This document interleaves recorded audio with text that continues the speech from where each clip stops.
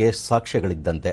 ಚರಿತ್ರೆ ಬಗ್ಗೆ ಅಪಾರ ಕಾಳಜಿ ಹೊಂದಿರುವ ಚಿತ್ರದುರ್ಗ ಜಿಲ್ಲೆಯ ಚಳ್ಳಕೆರೆ ತಾಲೂಕಿನ ದೊಡ್ಡೇರಿ ಗ್ರಾಮದ ನಿವೃತ್ತ ಪ್ರಾಧ್ಯಾಪಕ ಡಿಎಸ್ ರಾಜಣ್ಣ ಅವರು ಹಲವು ಕುರುಹುಗಳನ್ನು ಸಂರಕ್ಷಿಸಿ ಮುಂದಿನ ಪೀಳಿಗೆಗೆ ಮಾಹಿತಿ ನೀಡುವ ಕಾರ್ಯದಲ್ಲಿ ನಿರತರಾಗಿದ್ದಾರೆ. ಈ ಕುರಿತ ಒಂದು ವರದಿ ನಿಮಗೆ.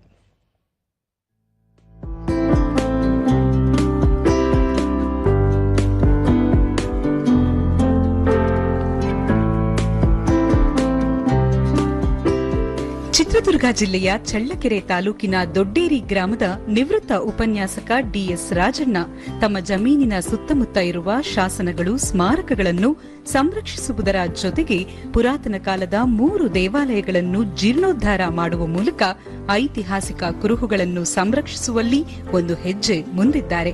ಇವರ ಜಮೀನಿನಲ್ಲಿ ನೊಳಂಬರ ಕಾಲದಿಂದ ಸ್ವಾತಂತ್ರ್ಯ ಪೂರ್ವದವರೆಗಿನ ಐತಿಹಾಸಿಕ ಕುರುಹುಗಳನ್ನು ಕಾಣಬಹುದಾಗಿದ್ದು, ಒಂದು ಸಂಗ್ರಹಾಲಯವೇ ರೂಪುಗೊಂಡಿದೆ.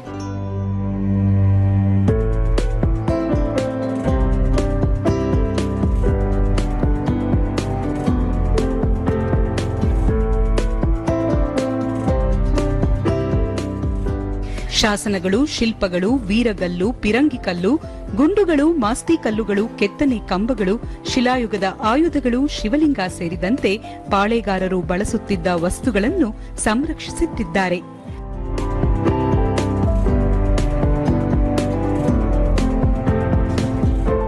ದೂರದರ್ಶನದೊಂದಿಗೆ ಡಿಎಸ್ ರಾಜಣ್ಣ 32 ವರ್ಷಗಳ ಹಿಂದೆ ಮೈಸೂರಿನ ಸಂಶೋಧಕ ಹಾಗೂ ಪ್ರಾಧ್ಯಾಪಕರಾದ ರಂಗರಾಜನ್ ಅವರು ಇಲ್ಲಿಗೆ ಬಂದಿದ್ದಾಗ ಈ ಐತಿಹಾಸಿಕ ಕುರುಹುಗಳ ಬಗ್ಗೆ ತಿಳಿಸಿದ್ದರು.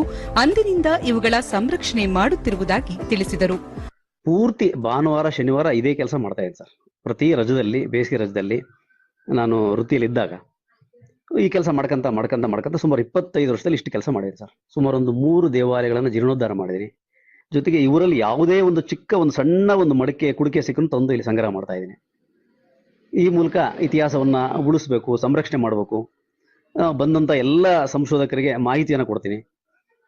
ಜೊತೆಗೆ ಅವ್ರ ಜೊತೆಗೆ ನಾನು ತೊಡಗಿಸ್ಕೊಂಡು ಏನ್ ಸಾಧ್ಯನೋ ಆ ಶಾಸನಗಳು, ಆ ಸಂಬಂಧಪಟ್ಟಂತ ಕೆಲಸ ಕಾರ್ಯಗಳನ್ನು ಮಾಡ್ತಾ ಇದ್ದೀನಿ ಸರ್. ಉಪನ್ಯಾಸಕ ಡಾಕ್ಟರ್ ಮಹೇಶ್ ಕುಂಚಿಗನಾಳ್, ದೊಡ್ಡೇರಿ ಗ್ರಾಮವು ಸಾಂಸ್ಕೃತಿಕವಾಗಿ ಮನ್ನಣೆ ಪಡೆದಿದೆ. ಶಿವಾಜಿ ಮಹಾರಾಜರ ಪುತ್ರ ರಾಜಾರಾಮನ ಉಬ್ಬು ಕೆತ್ತನೆಯ ಏಕೈಕ ಶಿಲ್ಪವನ್ನು ಇಲ್ಲಿ ಕಾಣಬಹುದಾಗಿದೆ. ಸ್ವಾತಂತ್ರ್ಯ ಪೂರ್ವದಲ್ಲಿ ಇಲ್ಲಿ ಕಾಗದದ ಉದ್ದಿಮೆ ನಡೆಯುತ್ತಿತ್ತು. ಇಡೀ ದಕ್ಷಿಣ ಭಾರತಕ್ಕೆ ಇಲ್ಲಿಂದಲೇ ಕಾಗದಗಳು ರಫ್ತಾಗುತ್ತಿದ್ದವು ಎಂದು ವಿವರಿಸಿದರು. ಇಲ್ಲಿ ಬಂದ ನಂತರ ನನಗೆ ಈ ದೊಡ್ಡೇರಿಯ ಮಹತ್ವ ಗೊತ್ತಾಯ್ತು.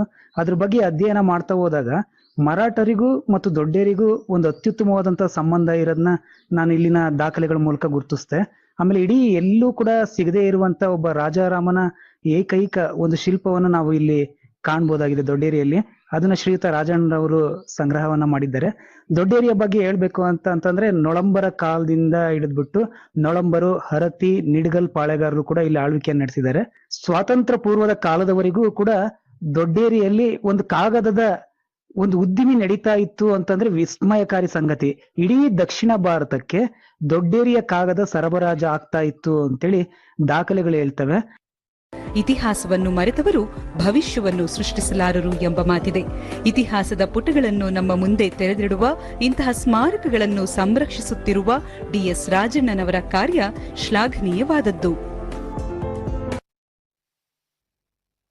ಷೇರು ಮಾರುಕಟ್ಟೆಯಲ್ಲಿ ಭಾರೀ ಏರಿಕೆಯಾಗಿದೆ. ವಿಶ್ವದ ಅತಿ ದೊಡ್ಡ